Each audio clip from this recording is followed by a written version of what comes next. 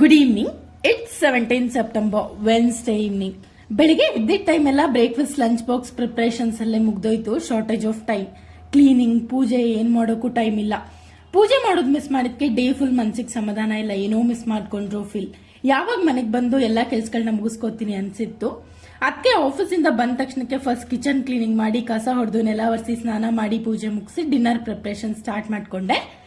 ನಿನ್ನೆ ಈವ್ನಿಂಗ್ ಹಸಿ ರಾಜ್ಮಾ ಬೀನ್ಸ್ಗಳನ್ನ ತಗೊಂಡ್ ಬಂದಿದ್ದೆ. ಅದಕ್ಕೆ ಡಿನ್ನರ್ಗೆ ರಾಜ್ಮಾ ಕಾಳಿನ ಪಲ್ಯ ಅಂಡ್ ಚಪಾತಿ.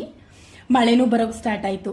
ಎಲ್ಲಾ ಕೆಲ್ಸಗಳ ಮಧ್ಯೆ ಹಸ್ಬೆಂಡ್ ಜೊತೆ ಕುತ್ಕೊಂಡಿಬ್ರು ಸ್ವಲ್ಪ ಮಾತಾಡ್ಕೊಂತ ಕಾಳುಗಳನ್ನ ಬಿಡಿಸಿದ್ವಿ. ಈ ಕಾಳುಗಳನ್ನ ನೋಡಿದ್ರೇನೆ ಪಲ್ಯ ಮಾಡಕ್ ಖುಷಿ ಆಗ್ತಿದೆ, ಅಷ್ಟು ಫ್ರೆಶ್ ಇದೆ. ಪರ್ಸನಲಿ ನನಗೆ ವೆಜ್ಜೀಸ್ ಫ್ರೆಶ್ ಇದ್ರೆ ಅಡ್ಗೆ ಮಾಡೋಕೆ ಇಂಟ್ರೆಸ್ಟ್ ಡಬಲ್ ಆಗುತ್ತೆ. ಹಸಿ ಕಾಳುಗಳಲ್ಲಿ ಅಡ್ಗೆ ಮಾಡೋಕೆ, ತಿನ್ನೋಕೆ ಏನೋ ಸ್ಯಾಟಿಸ್ಫೈಡ್ ಫೀಲಿಂಗ್. ಫೈನಲಿ ಡಿನ್ನರ್ ಮುಗಿಸಿ, pre dinner and post dinner ಇದ್ದಿದ್ದ ಕೆಲ್ಸಗಳನ್ನ ಮುಗಿಸಿ ಒಂದ್ ಸ್ಯಾಟಿಸ್ಫೈಡ್ ಫೀಲ್ ಇಂದ ಡೇನ ಎಂಡ್ ಮಾಡಿ ಮಲ್ಕೊಂಡಾಯ್ತು.